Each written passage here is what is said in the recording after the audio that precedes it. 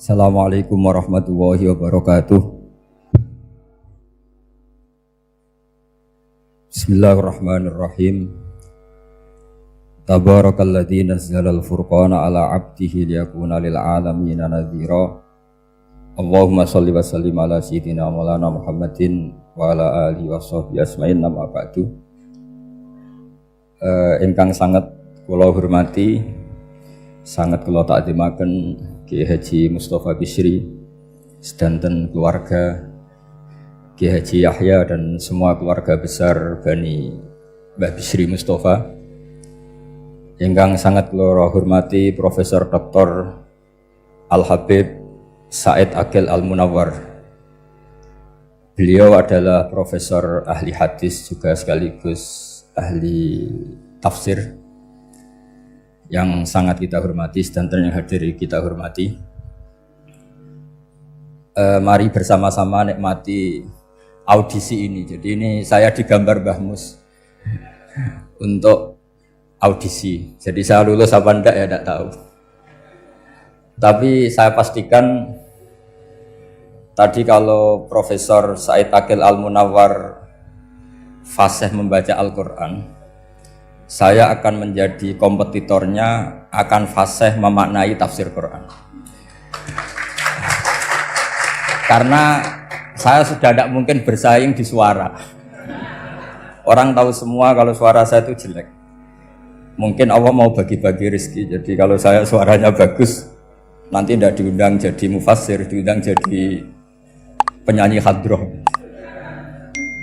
Jadi sudah itu saya nikmati saja. Begini, saya dari awal itu sudah saya perkirakan. Jadi kalau nasib saya baik, itu kalau kalian tidak paham itu akan ngomong gini, wah ilmunya Gus Bak tinggi sehingga kita tidak paham. Itu kalau nasib sedang baik. Kalau nasib saya buruk, itu minim artikulatif sehingga menjelaskannya bulat, itu pasti nggak pinter orangnya, karena menerangkan saja tidak mudah difahami. Tapi kalau nasib sedang baik, sampeannya nggak paham malah muji ilmu saya yang tinggi, padahal kadang nggak memahamkan, memang rumusnya itu salah sehingga bulat. Tapi insya Allah nasib saya malam ini baik. Begini, saya dulu pernah berdoa berkali-kali sama Allah SWT bahwa saya ingin membaca Quran itu fasih fil makna. Fasih itu artinya jelas, runtutan logikanya jelas. Sehingga barokahnya fasih itu logika Quran atau logika yang dibangun Quran itu menjadi benar-benar logika yang diterima siapa saja, termasuk diterima oleh orang kafir. Kita tahu Umar itu masuk Islam sebelum mondok apa enggak pernah mondok? Sebelum mondok, enggak pernah beliau ngaji tafsir. Enggak pernah mondok. Tapi beliau dengar Quran itu paham. Karena logika yang diutarakan Quran itu logika sesuai fitrah salimah. Sesuai akal yang sehat. Saya di mana-mana cerita karena ini kebanggaan para mufassir. Ketika Jubair bin Mut'im bin Adi menceritakan bapaknya yaitu Mut'im bin Adi. Beliau adalah orang yang sangat pintar sekali sehingga didelegasikan oleh kafir Quraisy untuk jadi negosiator di Asra Badrin. Jadi perang Badar itu kan ada Asra Badrin, orang-orang kafir yang ditawar Islam. Kemudian orang ini diutus untuk jadi negosiator. Singkat cerita pas datang ke Madinah, pas Rasulullah SAW baca surat Wattur wa kitabim mastur fi raqim mansur sampai ayat am khuliqu min ghairi syai'in am humul khaliqun sampai ayat am khalaqus samawati wal ard. Di ayat itu Allah menceritakan kalau Tuhan-Tuhan yang kamu anggap Tuhan itu sebagai Tuhan, misalnya Lata, Uzza, Manat, nggak apa-apa kata Allah. Tapi kata Allah, saya minta bukti prestasi mereka apa kalau sebagai Tuhan itu. Apakah pernah ikut menciptakan langit bumi? Atau kalau nggak bisa menciptakan urun kata Allah, urun semen sak-sak kata Allah, penting urun. Sehingga logika lalu terbangun, prestasinya apa? Tuhan-Tuhan yang kami tuhankan itu. Kata Allah, Qul ara'aytum ma tad'una min dunillah aruni madza khalaqu minal ardi am lahum syirkun fis samawati. Kalau mereka Tuhan, tunjukkan prestasinya ke saya, kata Allah. Apakah mereka terlibat dalam penciptaan langit dan bumi? Atau kalau nggak bisa menciptakan 100%, kata Allah setidaknya urun. Ya tadi urun semen, am lahum syirkun fis samawati. Syirkun maknanya urunan. Lalu ketuhanan berhala, Uzza dan sebagainya batal karena ayat ini. Orang kafir berpikir, wah ini tidak Tuhan karena nggak punya prestasi apa-apa. Lalu mereka secara ekstrim malah berpikir ateisme, tidak mengakui adanya Tuhan. Kalau nggak diakui adanya Tuhan, berarti alam raya ini dimulai dari ketiadaan. Logikanya berarti begini, hadhil maujudat khalaqahal adam. Langit yang karuan wujud, bumi yang karuan wujud, hewan-hewan yang karuan wujud, matahari, rembulan, lautan semuanya wujud. Kemudian semua maujudat ini dirumuskan khalaqahal adam, diciptakan oleh ketiadaan. Pertanyaannya adalah ma huwal junun asyaddu min hada. Kegilaan apa yang lebih parah ketimbang ini? Karena sesuatu yang wujud dimulai dari sesuatu yang tidak wujud. Berarti sama dengan mengatakan hadhil maujudat khalaqahal adam. Semua yang enggak ada ini diciptakan oleh sesuatu yang enggak ada. Jadi semua yang ada diciptakan oleh sesuatu yang enggak ada. Maka Quran ketika ngetikan am khuliqu min ghairi syai'in. Apakah kalian semua atau mereka semua diciptakan min ghairi syai'in, min ghairi khaliqin maujudin. Saya ngecek di beberapa tafsir termasuk bukan kitab tafsir tapi maknanya sama seperti di Ihya. Masa alam raya seindah ini, seeksistensi ini, senyata ini kemudian diciptakan oleh sesuatu yang tidak. Mereka akhirnya mikir, ya harus diciptakan oleh sesuatu yang ada. Nah, karena sesuatu yang ada ini posisi pencipta, maka harus berstatus super. Nah, super ini oleh ulama dibahasakan wajibil wujud. Maka zat yang menciptakan ini namanya zat sing wajibil wujud. Lalu wajibil wujud ini oleh Islam disebut Allah Subhanahu wa ta'ala. Kayak apa fasihnya Quran bikin logika? Atau orang yang jadi Tuhan itu yang mengklaim sebagai Tuhan, itu juga mungkin, yang penting mewujud. Siapa itu? Fir'aun. Fir'aun itu mengaku sebagai Tuhan. Dia sudah sah dari segi dia wujud. Namanya orang wujud punya eksistensi, mungkin berkreasi. Saya ulang lagi, namanya orang wujud punya eksistensi, tentu mungkin berkreasi. Tapi pertanyaannya begini, ketika Musa tanya, pertama ditanya Musa, lalu kamu kalau menyembah selain saya, nyembah siapa? Kata Musa, Rabbul Alamin. Siapa Rabbul Alamin? Rabbus samawati wal ardi, yang menuhani langit bumi. Terus kata Fir'aun, tidak jawab, manggil Haman. Haman, kamu kan arsitektur, coba ibnili sorhal ali abluhul asbab. Ya Haman ibnili sorhal ali abluhul asbab. Bangunkan sebuah piramida yang tinggi, la'ali at-tali'u ila ilahi Musa. Saya ingin melihat Tuhannya Musa. Lalu kemungkinan Tuhan di bumi, kata Fir'aun, ma'alim tulakum min ilahin ghairi. Kemana-mana saya melihat yang jadi Tuhan saya. Musa ngerti kalau Fir'aun ini pekok cara bahasa Jawa itu.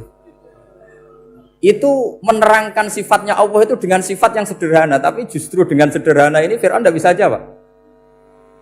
Terus Nabi Musa ganti argumentasi, Rabbukum wa Rabbu abaikumul awalin. Yang nuhani nenek moyang kamu, leluhur kamu. Itu terperangah, kagetnya bukan main Fir'aun. Karena para umatnya, para punggawanya lalu berpikir, kalau ini Tuhan, berarti buyut-buyutnya nggak ada Tuhan. Kan Tuhannya datang terlambat. Makanya Pak Jokowi kalau dituduh PKI nggak terima. Saya ini lahir tahun berapa gitu. Pas ada PKI itu masih 4 tahun. Masa ada PKI balita? Ini enggak, ini ada Tuhan balita, Tuhan terlambat. Pertanyaannya adalah kalau Fir'aun itu Tuhan, lalu bapaknya, mbahnya, buyutnya Tuhannya siapa? Makanya ketika Allah disifati Nabi Musa, Rabbukum wa Rabbu abaikumul awalin, yang nuhani nenek moyang kamu, itu kagetnya bukan main. Dan semenjak itu banyak punggawa Fir'aun yang iman. Ini yang akhirnya nanti jadi waqala rajulun mu'minum min ali fir'auna yaktumu imana. Atau yang menjadi ayat wajah rajulun min aqsal madinati yas'a. Kenapa mereka menjadi iman? Karena logika Fir'aun Tuhan itu gugur, runtuh. Bisori khil hujjah, dengan logika yang sangat transparan. Jadi ini perlu belajar tauhid. Jadi kalau sampean sudah kalah suara, jangan kalah logika. Kalau sudah kalah suara, kalah logika, jangan kalah tinggal mendengar saja kok tidak paham bangunnya gitu. Jadi ini sering saya utarakan. Makanya banyak ulama mengatakan fasihu ibaratil Quran itu bukan sekedar notnya atau sajaknya kalau boleh dibilang saja, tapi karena runtutan cara berpikirnya. Maka kelihatan sekali di tema-tema Quran. Ketika nyifati Allah Rabbus samawati wal ardi tidak mengalahkan Fir'aun, justru dengan sifat yang ringan Rabbukum wa Rabbu abaikumul awalin bisa mengalahkan Fir'aun. Nah, kenapa sekarang orang tidak fasih baca Quran? Karena tadi perangkat itu tidak cukup. Saya berkali-kali matur, juga sering matur Mbah Mus. Saya itu sekarang masih belajar Al-Ibris, Mbah Misbah, Marbawi, semua khazanah tafsir, baik yang bahasa Jawa, bahasa Melayu itu masih saya pelajari. Termasuk saya pelajari lughatnya. Mulai lughat yang setengah benar sampai macam-macam. Saya tadi matur sama Profesor Said Aqil Al-Munawwar. Memang bacanya harus urut Said Aqil Al-Munawwar. Karena sekali salah Said Aqil Sirat. Sebenarnya enggak apa-apa, ini sama-sama orang alim. Cuma enggak tahu nasib di publik ini, enggak tahu saya ya, macam-macam lah gitu. Namanya orang banyak. Enggak usah dijelaskan. Tapi semuanya baik. Saya pernah ketemu Pak Said Aqil Sirat itu bilang gini, Gus, orang jadi wali itu sebabnya dua. Mungkin kalau kayak jenengan banyak pecintanya, yang doakan banyak. Kalau saya banyak yang benci, wah itu ngirangi dosa gitu kan. Batin ku dasar wong alim bener loh. Jadi beliau nikmati memang itu. Karena babanya beliau itu sama dengan babah saya yang dari keluarga Kudus. Buyut saya itu kakaknya buyutnya Pak Said Aqil. Jadi makanya jangan pernah benci orang alim. Orang alim bulet atau kayak apa itu masih saja punya alasan. Saya itu dengar Kiai Bisri, cerita Kiai Bisri itu tidak ada yang serius. Dulu ketika ada polemik Haji yang Mu'alim, itu orang kumpul semua di sini. Kata Kiai Bisri, sudah nunggu Mbah Fadl. Mbah Fadl sudah di rumah. Ngiranya orang itu ya Mbah Fadl rawuh dileteh. Setelah lama Mbah Fadl tidak datang. Loh Kiai Bisri, Mbah Fadl tidak datang. Lah ya di rumah. Lah mana kok tidak ada? Ya di rumahnya sendiri. Karena beliau nggak pernah bilang di rumahnya. Orang saja yang kepikiran kalau itu rumah leteh. Itu mirip seperti guyannya Rasulullah SAW. Nabi itu kalau guyon itu tidak pernah bohong. Makanya di tiba itu disebut wayam zahu wala yaqulu illa haqqan. Nabi itu ya guyon, tapi nggak pernah bohong. Yang bohong kan khayal kamu. Masyhur itu ada orang sepuh sowan Nabi. Di kitab saya itu perempuan, tapi di beberapa kitab lelaki. Saya tidak tahu pastinya berapa. Biasanya ahli hadis mentahmilkan ta'addudul qissatain atau ta'addudul waqi'atain. Oke, kita bayangkan itu perempuan. Ya Rasulullah, saya ini tergesa-gesa, nanti takut kemalaman. Ini orang sepuh. Jadi jangan kamu bayangkan Nabi Suwani wong ayu nom nanti jadi hoax. Orang sepuh. Oh di sini aja, tidak usah tergesa-gesa pulang kata Rasulullah.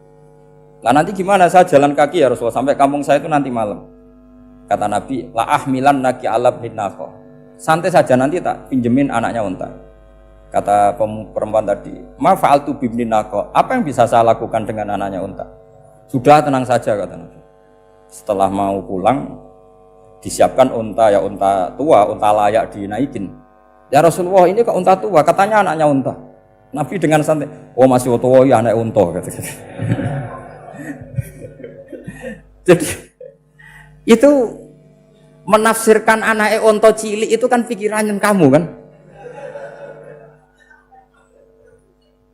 Sebetulnya anak unta itu ya tua pun anak unta.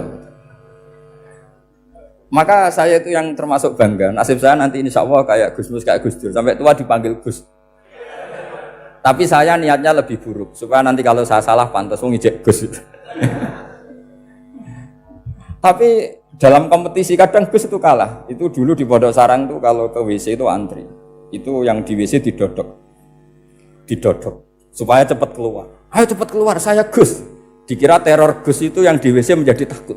Yang dalam WC gak kalah. Saya malah kiai. Iya. Jadi memang kacau, kalau sudah logika itu kacau. Tapi di Ihya kitab yang populer dikaji di pesantren, itu ada babnya. Qadiyat itu pengarang tentang betapa wajibnya takzim sama Rasulullah. Tapi punya bab mizahun Nabi, guyonan-guyonannya Kanjeng.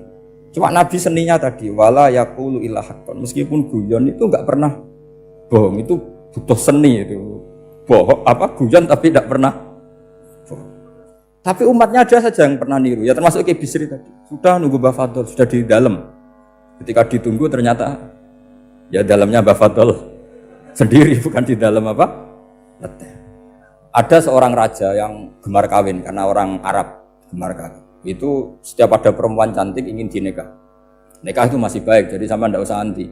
Soal kamu dengki sama orang poligami itu ya hasut gitu. Yang layak biar poligami, asal ada yang mau dan siap-siap ada tambah satu, hilang satu. Biasanya kan gitu.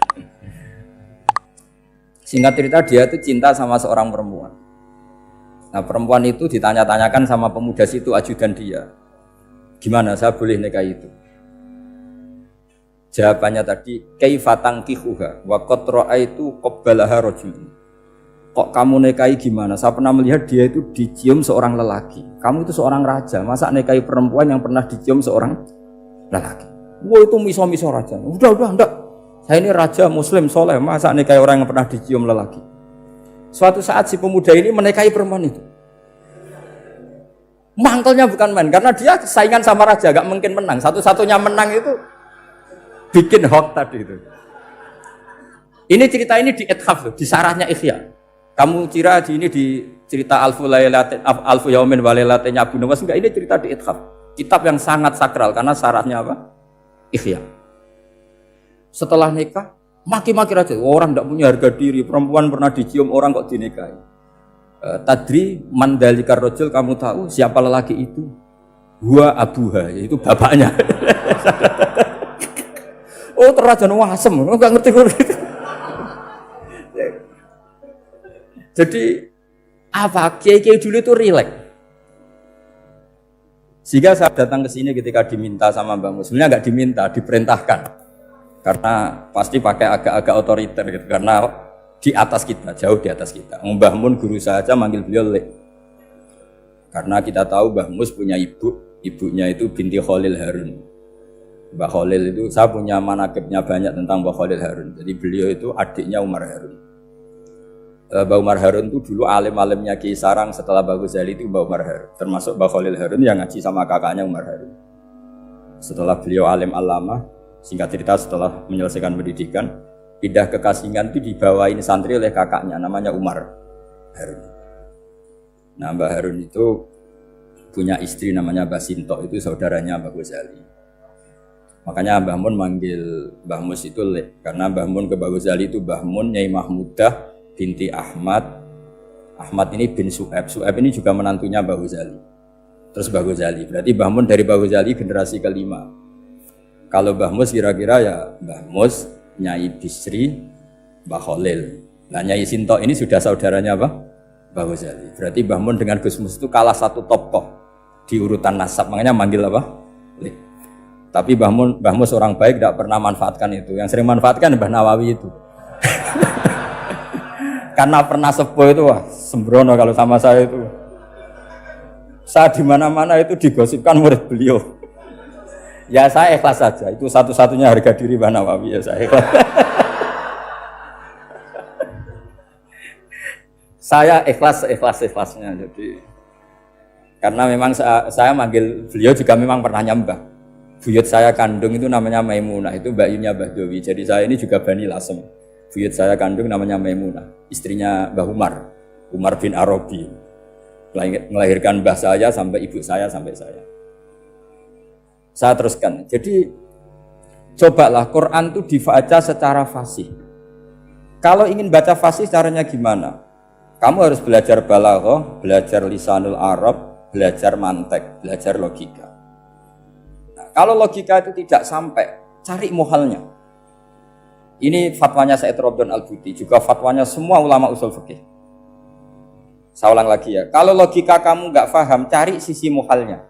Saya ulang lagi, cari sisi muhalnya. Misalnya kamu angan-angan tentang Allah nggak dok. Sedurunge Allah itu sapa? Misalnya kamu angan-angan gitu. Sama agama tentu itu dilarang, tapi orang filsafat tetap saja nyari itu.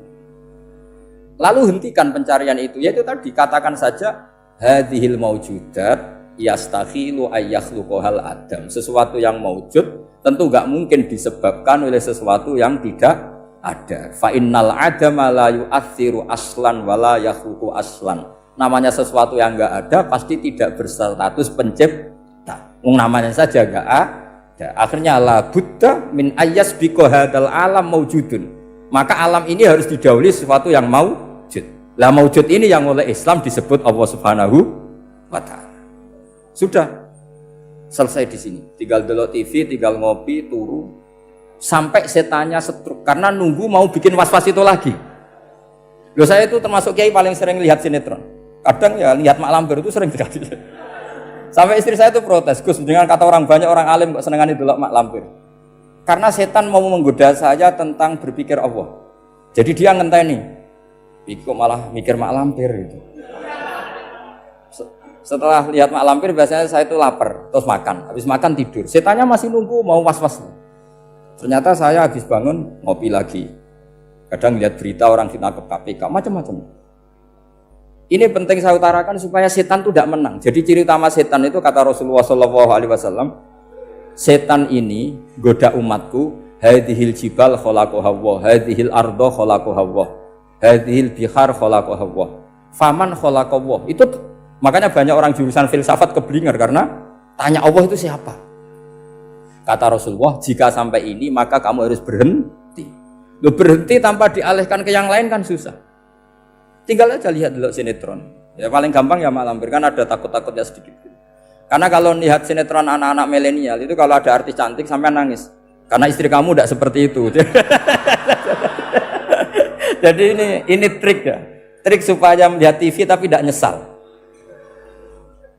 Makanya saya milihnya Angkring Darmo, Mak Lampir. Ya saya nggak mikir maknanya, butuhnya setan bin mangkol itu. Karena ngenteni saya mikir itu, ternyata tidak mikir itu lagi. Jadi makom saya itu beda, sama-sama lihat sinetron. Mungkin saya jadi wali karena lihat sinetron. Mungkin ya. Makanya banyak wali itu nggak bisa diduga. Banyak orang jadi wali itu justru karena makan, justru karena melakukan hal-hal yang cara orang banyak itu salah. Itu Abu Yazid Al-Bustami itu pernah tanya sama Allah. Kamu nggak usah bayangkan caranya tanya gimana. Nggak wali ya nggak tok. Sudah nggak usah tanya itu. Tanya gini, ya Allah, orang sesregep saya dalam ibadah sedekat ini sama jenengan. Lalu saingan saya dekat jenengan masuk surga itu siapa? Sama Allah ditunjukkan orang yang tidur, itu tidur yang. Ya teman kamu yang tidur di kamar.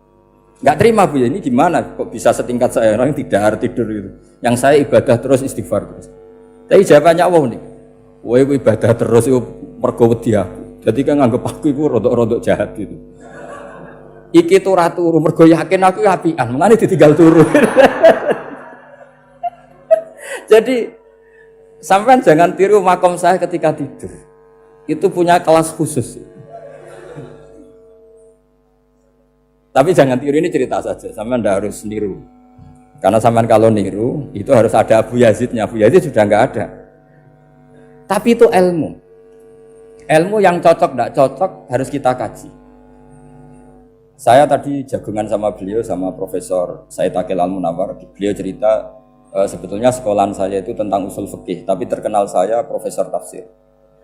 Tapi saya suka ilmu usul fikih, meskipun korbannya ya banyak. Biasanya orang jadi liberal gara-gara ya usul fikih. Sebenarnya nggak perlu dipikir lah itu macam-macam. Begini, dalam usul fikih yang mainstream itu kan ada hukum wajib, haram, ya makruh, terus macam-macam lah. Termasuk ada mubah. Mubah itu boleh dilakukan, boleh ditinggalkan. Dalam ilmu usul fikih sebetulnya definisi mubah boleh dilakukan, boleh ditinggalkan itu salah. Karena begini, setiap Anda melakukan sesuatu yang mubah, pasti di saat itu meninggalkan sesuatu yang haram. Saya ulang lagi ya. Itsma min mubahin illa wa yatahaqqaqu bihi tarku haramimma. Semua teks di Lubul Usul seperti itu. Memang saya hafalkan karena ini cara saya jadi wali yang mudah murah. Ithma min mubahin illa wa yatahaqqaqu bihi tarku haramimma. Fayatahaqqaqu bisukun tarkul qatli wa bisukut tarkul qadzaf. Terus beliau membuat sekian contoh. Hukum mubah itu kata ulama yang lain kan boleh dilakukan, boleh ditinggal. Itu tidak benar.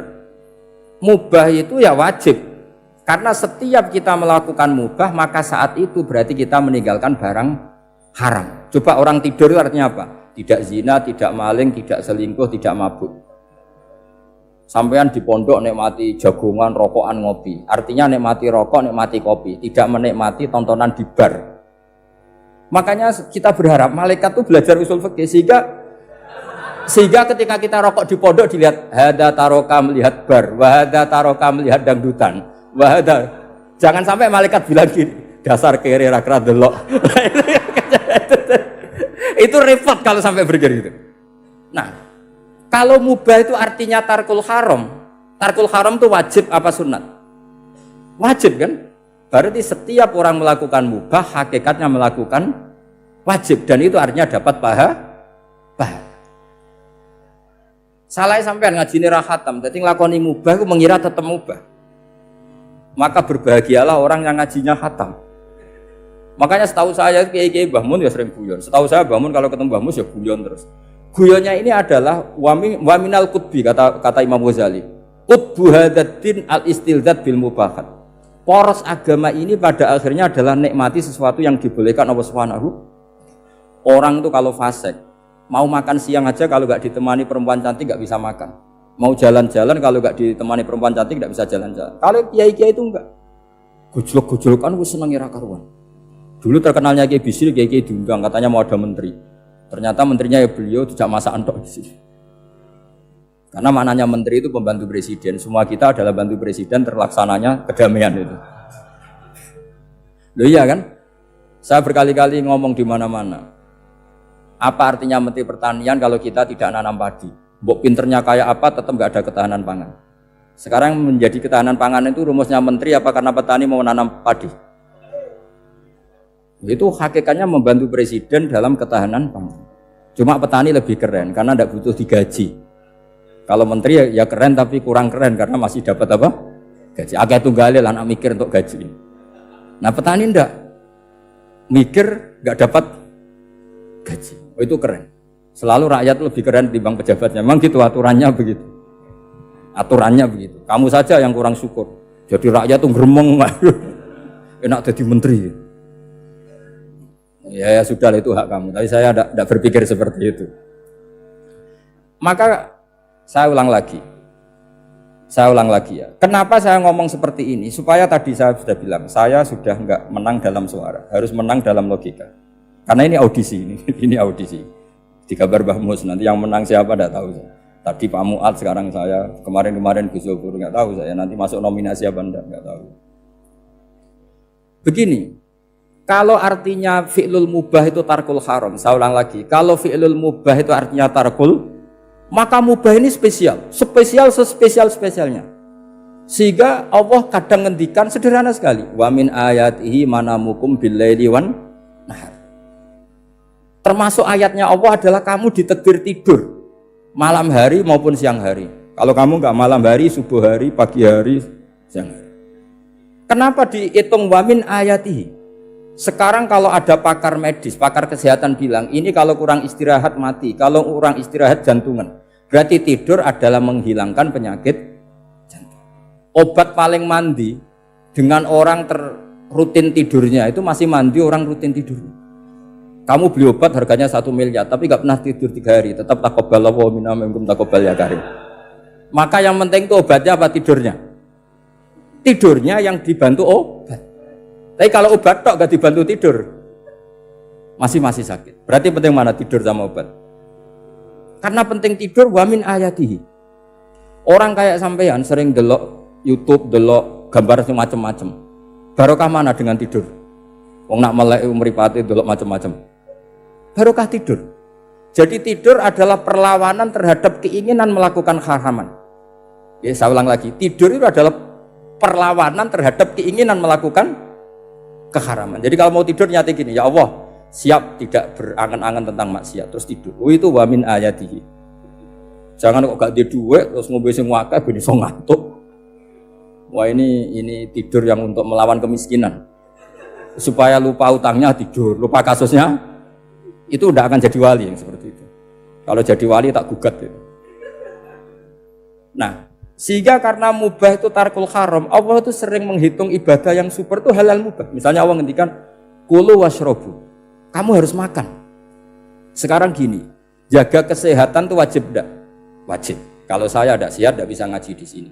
Apalagi Mbah Mus kalau nggak sehat ditunggu orang se-Indonesia fatwanya. Dan di antara cara sehat kamu harus makan. Kalau nggak makan sakit. Lalu makan dengan posisi menyehatkan orang yang bisa fatwa, bisa mulang, bisa macam-macam. Posisi ini super apa tidak super? Super. Maka Allah kadang sederhana ngendikan ibadah itu kulu wasrobu jom gue yo mangan yo. Tapi ayat ini menjadi tidak hebat kalau dibaca orang tidak pernah ngaji, nggak pernah ngaji usul fikih. Pangeran piye toh? Di rumah ngongkon mangan kowe dikongkokno kulu. Wis ora usah ngono ya wis mangan. Rusak Quran kena makna niku rusak.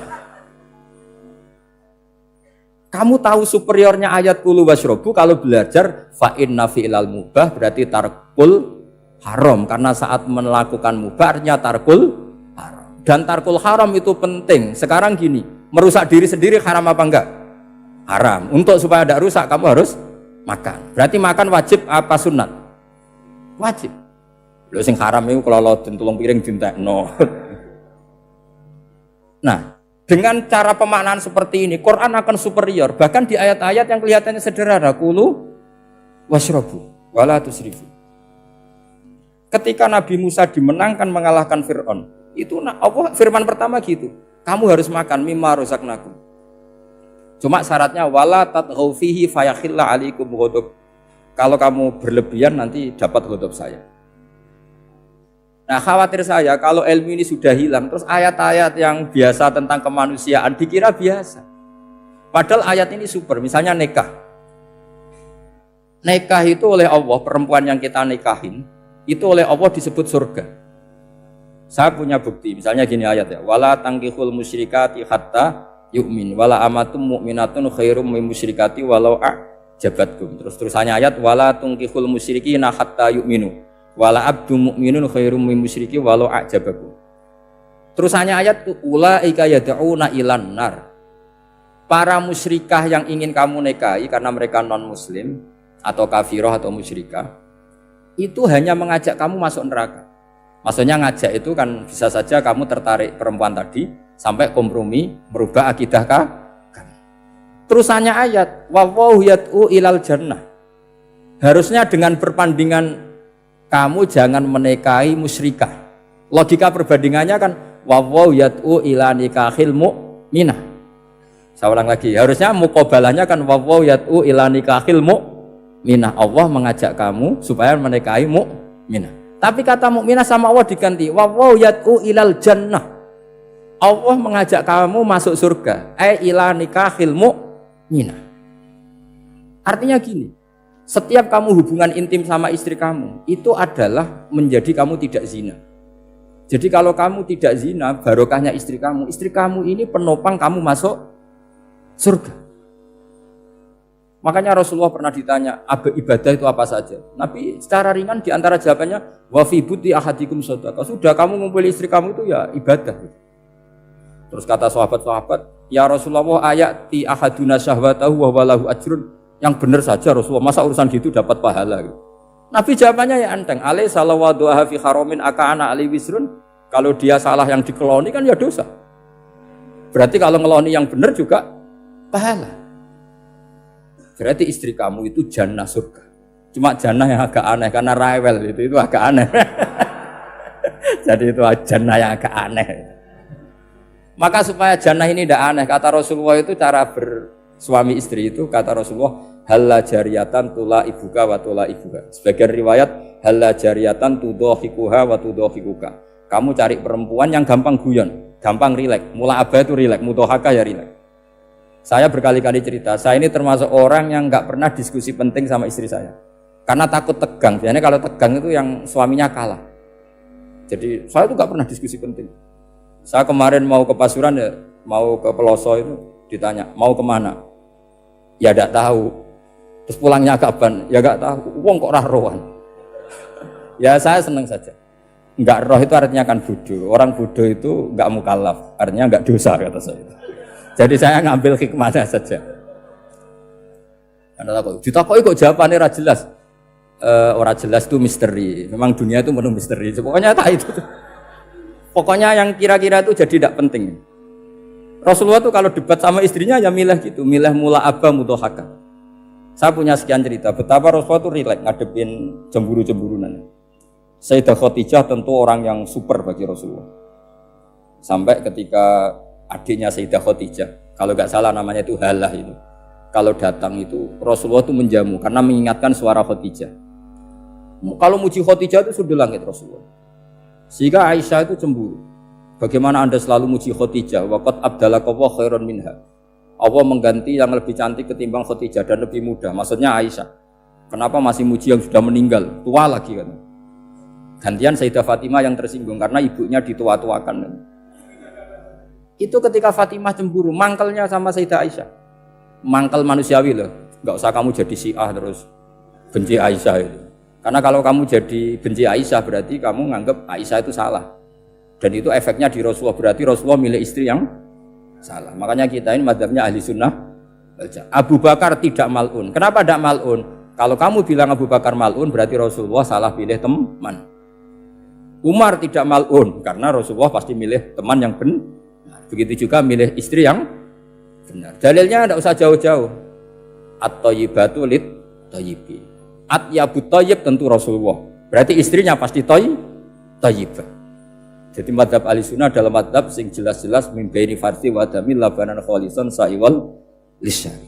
Jadi kalau kamu cari logika gampang saja. Nabi itu thayyib, bahkan atyabut thayyib.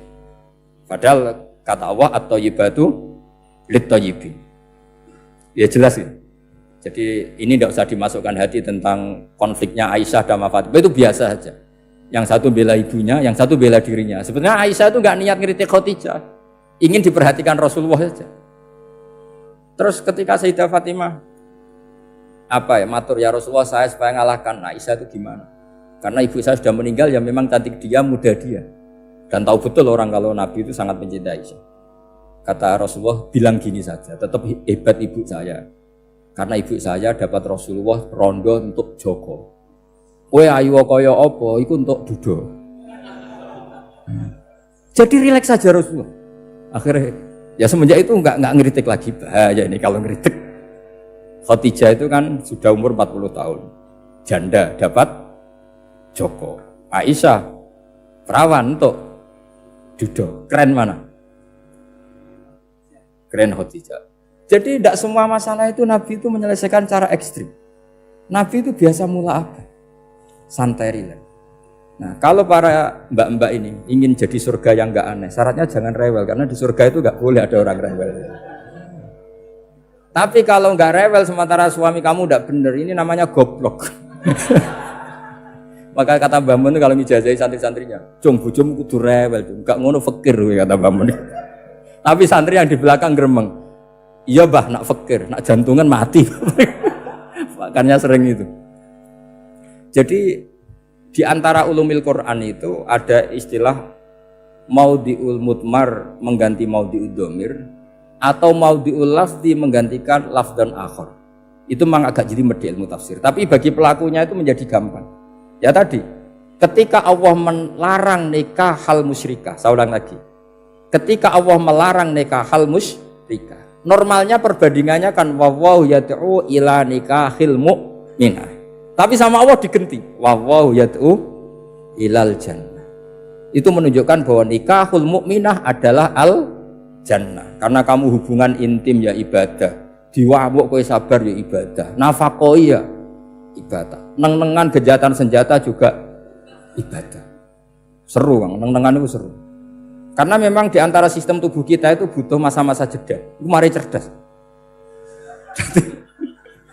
Karena tubuh kita ini tidak hanya butuh seneng, tapi juga butuh susah. Susah itu melahirkan kearifan. Jajal bojomu tahu minggat, mesti kearifan kamu meningkat. Jadi minggat itu ya penting. Nikmati saja.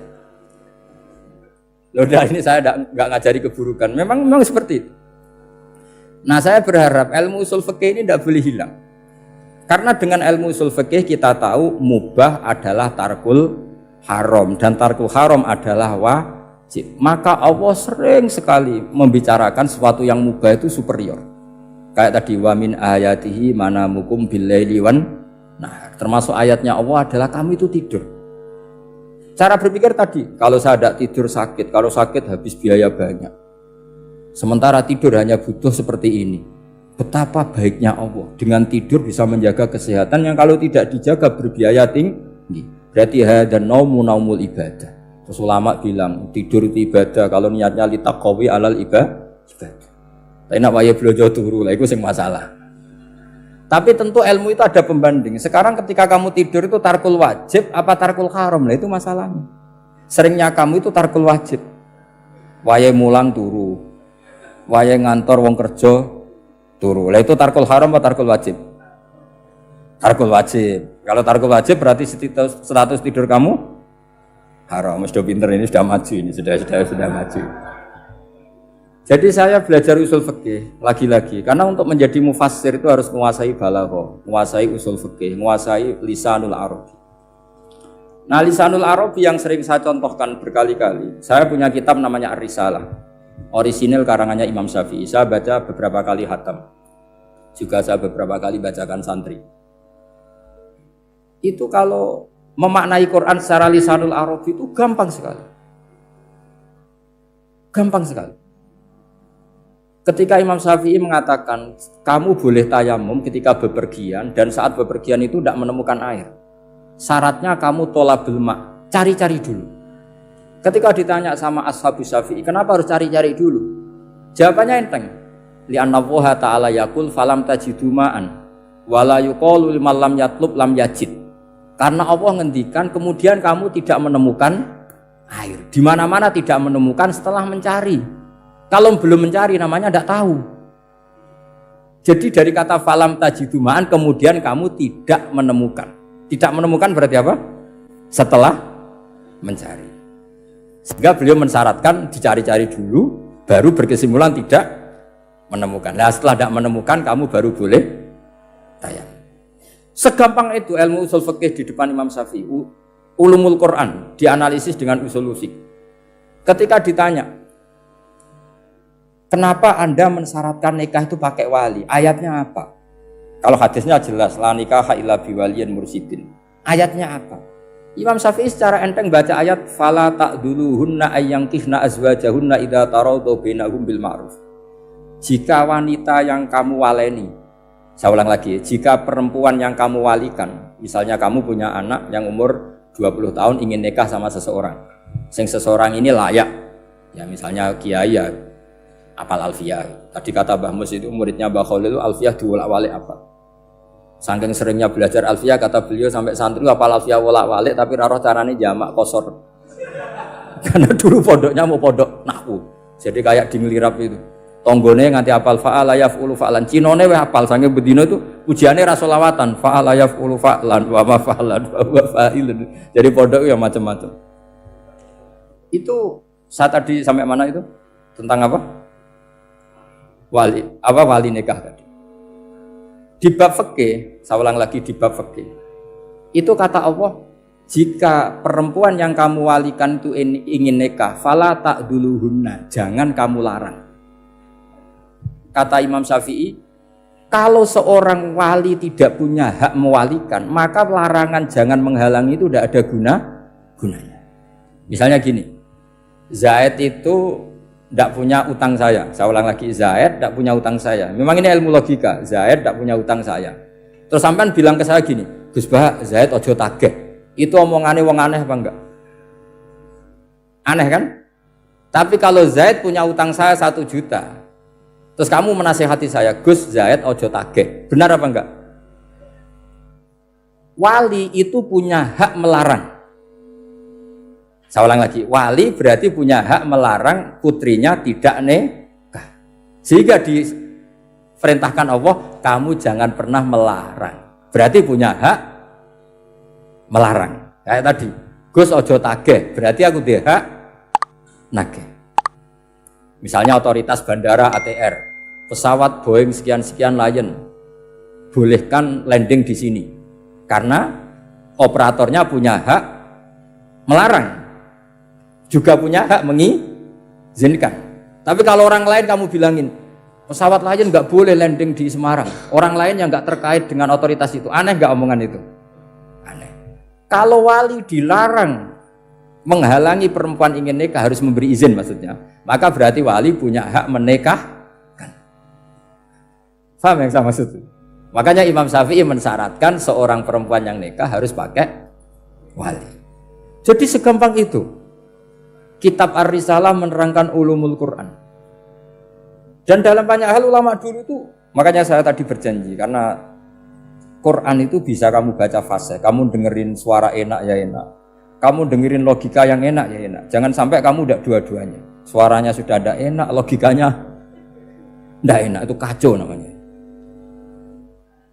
Ketika Imam Syafi'i ditanya, bagaimana hukumnya uzubah? Uzubah itu enggak nikah. Padahal ada hadis faman rohiba an sunnati falaysa. Kata Imam Syafi'i ya enggak apa-apa. Kenapa? Fa inna Allah ta'ala dzakara 'abdan sholihan wa qala wa sayyida wa hasura wa nabiyya minas sholihin. Allah menyebut nabi yang soleh, dan di antara nabi yang soleh itu ada yang berstatus hasur. Hasur itu tidak ada keinginan sama perempuan, akhirnya tidak nikah. Berarti tidak nikah itu boleh karena ada nabi yang tidak nikah. Segampang itu dulu. Saya punya kitab, saya ini baru gencar-gencarnya kampanye kitab Syajaratul Ma'arif. Karena memang kitab itu bagus, menurut saya simpel dalam memahami Quran. Jadi anggap saja ini bentuk penghormatan saya sama Ki Bisri yang sudah mengkhidmai, mengenalkan ulumul Quran lewat tafsir Al-Ibris. Yang Kiai Misbah punya tafsir Al-Iqlin. Memang dua beliau itu kalau yang satu ngarang terjemah Alfiyah, yang satu yang ngarang satu. Ini dua kutub yang berbeda, yang satu sangat rileks, yang satu sangat seperti itu. Nggak usah diterjemah nanti jadi repot. Itu ulumul Quran yang ditulis Syajaratul Ma'arif itu gampang sekali. Misalnya begini, beliau bikin judul Babun Nafil Ibad Bikullil Bilad. Bab seseorang harus manfaat kapan saja dia berada. Itu terus beliau qala ta'ala wa ja'alani mubarakan ainama kuntu. Ciri utama para nabi itu ngendikan wa ja'alani mubarakan ainama kuntu. Saya dijadikan di mana-mana itu berkah. Jadi seseorang hidup harus di mana-mana manfaat. Terus ketika beliau ngendikan babun la yutrakul haqqu li ajril batil, bahwa kebenaran tidak boleh ditinggalkan hanya karena ada banyak kebatilan. Beliau terus ngendikan inna sofal marwata min sya'airillah faman hajjal baita wa atamara fala junaha alaihi ayat tawafa bihima. Jadi di Sofa itu ada berhala namanya Isaf, di Marwah ada berhala namanya Nailah, atau sebaliknya pokoknya Isaf dan Nailah. Terus sahabat kalau mau sa'i itu merasa dosa karena harus melewati berhala-berhala itu, sehingga mereka tanya ya Rasulullah, saya ini tetap tawaf gak? Padahal di tempat-tempat itu ada berhala. Terus kata Allah tetap tawaf. Nah tetap tawaf ini artinya apa? Melakukan barang hak meskipun di situ banyak kebatilan. Itu manhajnya para orang-orang alim kita. Mbah Mun, Mbah Mus itu ya berkawan sama orang yang macam-macam. Kamu tidak usah ngeritik, itu fikihnya sudah kelas tinggi. Fikihnya tuh la yutrakul haqqu li ajlil batil. Saya di mana-mana cerita. Saya punya kitab namanya Khilyatul Auliya wa Tabaqatul Asfiya. Itu syarat kamu kalau daftar wali harus punya kitab itu. Khilyatul Auliya wa Tabaqatul Asfiya. Itu karangannya Abu Nu'aim Al-Asfihani. Kitab itu yang jadi indukan Ihya ketika menyebut manaqibul akhyar. Kita tahu Ihya kalau bab tasawuf mengikuti Kutil Qulub yang dikalang Abu Thalib Al-Makki. Kalau fikih tentu beliau mengikuti Imam Haromen gurunya, yaitu kitab Nihayatul Matlab fi Dirayatil Madhab. Kalau manaqibul akhyar beliau mengikuti kitab Khilyatul Auliya. Dan mengikuti itu penting kalau dalam tradisi kiai. Enggak boleh seorang kiai kok mikir sendiri, namanya mustakil. Kalau mustakil itu mubtadi', bikin tatanan baru dalam agama. Justru ulama itu harus niru sebelumnya karena sanad itu harus musalsal, enggak boleh. Imam Syafi'i bilang haram terus kamu bilang halal. Terus murid kamu bilang makruh. Terus muridnya kamu ya pokoknya khilaful aula, enggak boleh gaya-gayanan gitu. Kalau di kampus plagiat itu dilarang, kalau di pondok itu wajib. Makanya banyak kalau tes itu ngerpek karena belajar itu tanpa batas katanya. Lu kok ngerpek? Mboten ya, jari belajar kapan saja. Jadi mboten ngerpek, mutolaah pas tes. Kacau tuh santri itu. Mutolaah tapi pas apa? Tes. Itu dalam kitab Khilyatul Awliya diterangkan. Uniknya rawinya itu siapa? Sufyan bin Uyainah, orang yang sangat khusyuk, gurunya Imam Syafi'i. Kita tahu Imam Syafi'i punya guru zaman di Mekah itu namanya Muslim bin Khalid Az-Zanji. Dalam hadis ngikuti Sufyan As-Sawri sama Ibnu Uyainah. Tapi beliau intisabnya lebih ke Imam Malik ketika ngaji apa? Muwatta. Terus beliau punya guru usul fikih namanya Muhammad bin Hasan Asy-Syaibani. Itu Sufyan bin Uyainah dalam kitab itu diceritakan pernah suatu saat Isa sama Yahya, ini supaya saya tahu fikihnya Mbah Mun, fikihnya Mbah Mus. Isa sama Yahya itu satu nabi yang sama-sama muda, yang satu angkatan. Saya berkali-kali cerita, nabi yang satu angkatan itu ada 3, tapi yang 2 ini nggak level, yaitu Ibrahim dan Lut. Tapi nggak level karena Lut itu adalah pernah keponakan siapa? Ibrahim. Musa dan Harun, tapi Harun itu nggak levelnya Musa karena dia jadi nabi berdasar proposal Nabi Musa. Jadi Nabi Musa itu alsak, agak pelak, sehingga beliau kalau menjelaskan kesulitan, terus pakai jubir. Makanya kemarin-kemarin itu ada wali yang kalau ngomong pakai apa? Jubir. Akhirnya Nabi Musa ngendikan apa? Waj'alli waziran min ahli Haruna akhi usdud bihi azri wa asyrikhu fi amri. Ya Allah, saya ini lisannya agak pati fasih, tolong Harun sing huwa afsahu minni lisanan, yang lisannya lebih fasih tolong jadikan nabi. Sama Allah dituruti, Harun jadi apa? Nabi. Tapi yang dapat wahyu Musa, jadi dia hanya jubir. Makanya seangkatan tapi tidak level. Yang seangkatan level itu hanya Yahya dan Isa. Nabi Isa kita tahu berstatus wa yukallimun nasa fil mahdi wa kahla. Jadi mulai kecil sudah pinter. Nabi Yahya ya enggak kalah keren. Ya Yahya khudil kitab bi quwwah wa atainal hukma sabiyah. Ketika kecil sudah pintar. Jadi ini rivalitas dalam ilmu. Makanya khilaf itu penting. Jangan gontok-gontokan, berarti ratau ngaji. Khilaf itu penting. Nabi Yahya itu kalau jalan-jalan sampai Nabi Isa, itu yang Nabi Yahya mesti tanya, Aina khiyarun nas, rumahnya orang baik mana? Saya mau nginep di situ. Mesti tanya gitu kalau di satu perkampungan yang beliau-beliau sedang jalan-jalan. Tapi kalau Nabi Isa tanyanya aneh. Aina syirarun nas, wong sing elek-elek manggone nang ndi? Akhirnya ini kan terjadi debat, tapi karena sama nabinya ya tidak debat kusir terus kubu-kubunan, kosong berapa sama kosong berapa, enggak, ini sama ya sama-sama kosong-kosong, sama-sama orang ikhlas itu kosong-kosong. Sama lama terus debat kecil. Kenapa kamu tanya aina khiyarun nas? Mana orang-orang baik? Jawabnya Nabi Yahya, ya kumpul orang baik itu enak, nyaman, teduh, enak lah. Nah kamu kenapa kok tanya mau nginep di aina syirarun nas? Ana nabiyun, ana tobibun, udawil mardo. Saya ini dokter, nabi itu dokter. Di mana-mana dokter menyembuhkan yang sakit. Kalau Anda peneliti penyakit, cari daerah yang banyak endemik penyakit apa yang daerah sehat? Daerah yang kena endemik penyakit. Tapi problemnya Anda sendiri berpenyakit dan kalau ke situ tambah nemen. Itu.